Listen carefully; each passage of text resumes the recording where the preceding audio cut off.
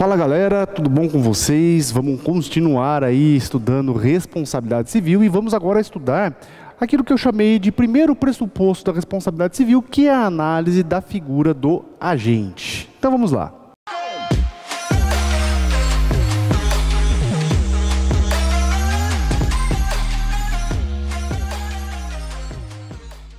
Como a gente está estudando responsabilidade civil, e nós vimos na nossa última aula que a responsabilidade civil aí apresenta, dentro daquilo que eu dividi, 5 pressupostos. E o primeiro deles é o agente.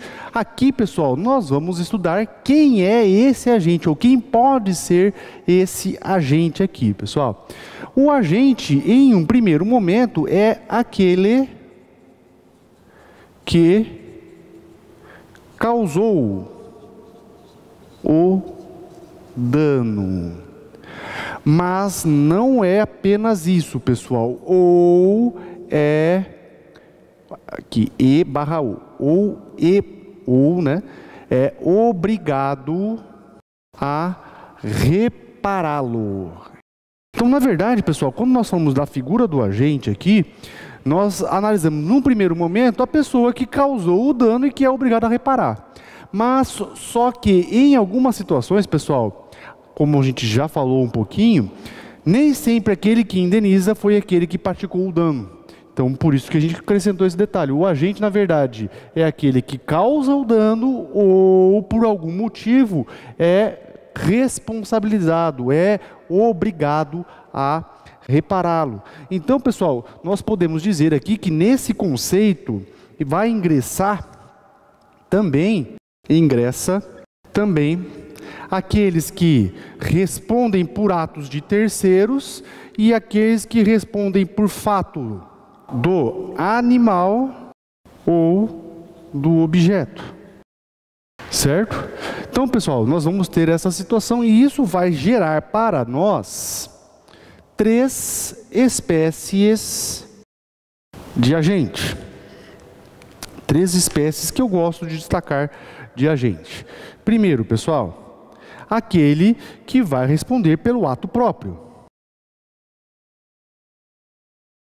Ou seja, você mesmo praticou o ato e você mesmo vai responder por isso. Você bateu o carro e você vai responder por isso. Você causou uma lesão física em alguém e você vai responder por isso. Você ofendeu alguém e você vai responder por isso.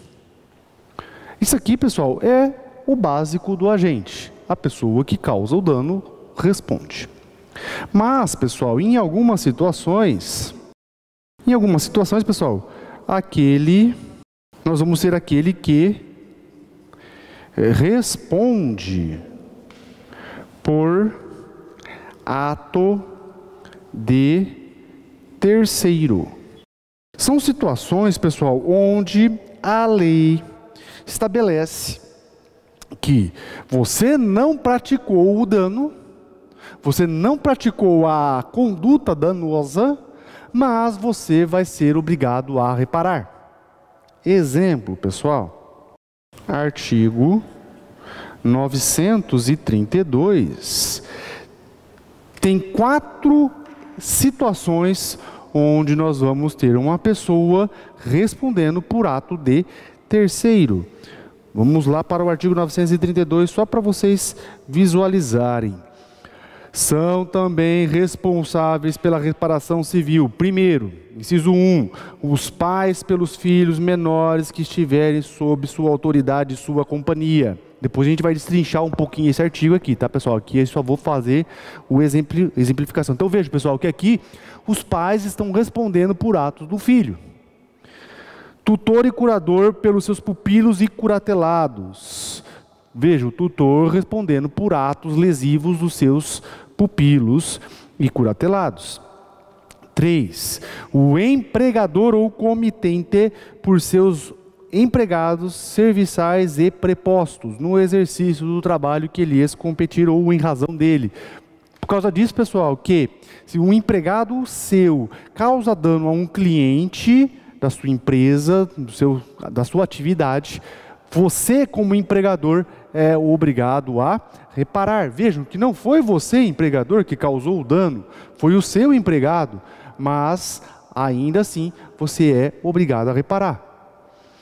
Inciso 4, pessoal, donos de hotéis, hospedarias, casas ou estabelecimentos onde se albergue por dinheiro, mesmo que para fins educacionais, fins de educação, pelos seus hóspedes, moradores e educandos. Veja, pessoal, vamos supor que você está hospedado num hotel e você tem um dano em razão dessa hospedagem, porque um empregado ou algum hóspede, na verdade, algum hóspede desse hotel te causou esse dano. O hotel é responsável? Sim, o hotel vai ser responsável.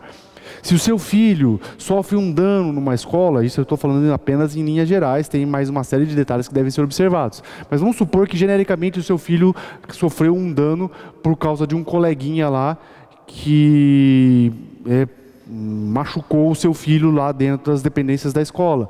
Tecnicamente, em regra, a escola vai responder. Vejam, pessoal, que não foi a escola que fez o dano, mas ela é responsabilizada. Tá? Então, são situações onde vai haver a responsabilidade por causa de um ato danoso praticado por um terceiro. E por fim, pessoal, aquele que responde por fato do animal ou da coisa. Um carro, uma moto, um toldo, ou até mesmo acerta aí a cabeça de um pedestre, né? Nessa situação, pessoal, responsabilidade civil também. Né? Ainda que você não tenha feito isso de propósito, caiu acidentalmente da sua janela, bateu uma corrente de ar lá e derrubou o seu vasinho que você tinha botado lá na janela para tomar um arzinho, né? Se caiu, machucou, provocou dano a alguém, você é obrigado a indenizar pelo fato da coisa. E vejam que eu falei para vocês, pessoal, você não praticou o dano, mas você só colocou o vasinho lá na janela. A corrente de ar é que derrubou o vasinho da janela, mas você vai responder? Sim.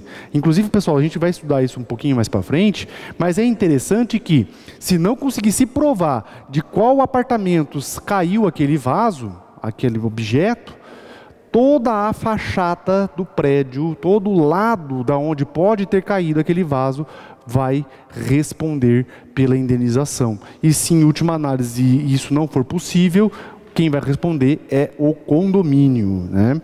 Então isso aí é bastante interessante.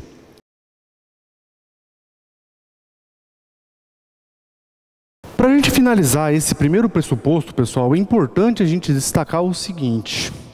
Vejam que vocês analisaram lá no comecinho do direito civil que toda pessoa, para ela exercer por si seus direitos e obrigações, ela deve ter capacidade de fato ou capacidade de exercício. Do contrário, quem responde por ela é o seu representante ou assistente, dependendo aí do nível da incapacidade. Então, tecnicamente, aquelas pessoas que estão inscritas no artigo 3º e 4º do Código Civil, elas têm uma causa incapacitante e, por isso, elas não respondem pessoalmente pelos seus atos. Alguém tem que atuar representando essas pessoas, né? Isso, pessoal, é a regra. Então, a gente tem lá a capacidade de fato, que é chamada capacidade de exercício, né? E que é excluída pela incapacidade que está presente lá no artigo 3º e 4º, certo, pessoal? Então a gente viu que nessa situação aqui, né, a pessoa ela deve ser representada ou assistida, que está dentro da própria representação, né? Então a gente vai ter essa situação. Mas, pessoal, na responsabilidade civil, isso daqui é um pouco diferente. Como assim, professor? Sim, é possível, pessoal, que um incapaz responda pessoalmente pelos seus atos dentro da responsabilidade civil. Como assim, professor? Sim, é possível, pessoal. Isso aqui está dentro do artigo 928 do Código.